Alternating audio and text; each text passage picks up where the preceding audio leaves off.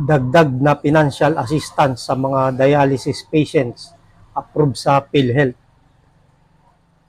Lubos ang pasasalamat ni Speaker Martin Romualdez kay Health Secretary Ted Herbosa sa pag-aproba ng PhilHealth Board sa kanyang hiling na dagdagan ang financial assistance para sa pagpapadialysis ng mga diabetic patients sa buong bansa. Ayon kay Secretary Herbosa, mula sa 2,600 per session, tataasan na hanggang 4,000 pesos ang sasagutin ng PhilHealth para mapasama na ang ineksyon at iba pang gamot na maaaring hiwalay na i-claim ng pasyente. This was the request of Speaker Romualdez base na rin sa pahayag ng Pangulo noong nakaraan niyang SONA na gawin ng totally free ang hemodialysis treatment.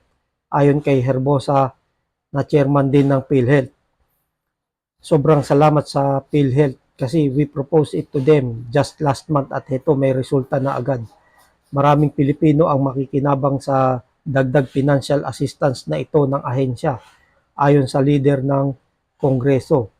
Base sa tala ng DOH o Department of Health, may 4.5 milyong Pilipino ang diabetic at higit 1 milyon ang nagpapadialysis. Malaking tulong talaga ito dahil pati gamot o ineksyon na laging problema ng mga pasyente, finally sasagutin na rin ng PhilHealth, dagdag pa ni Romualdez. Yan ang magandang good news sa mga diabetic patient at yung mga nagpapadialysis kasi tataas yung kanilang magiging mababayaran ng PhilHealth, yung sasagutin ng PhilHealth sa kanilang pagpapagamot. Kaya malaking tulong ito. Kaya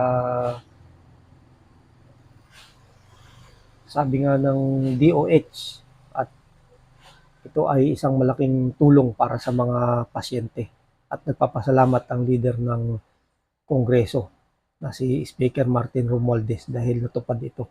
Malaking tulong ito sa mga kababayan natin, lalo sa mga kapuspalad, yung mga walang-wala.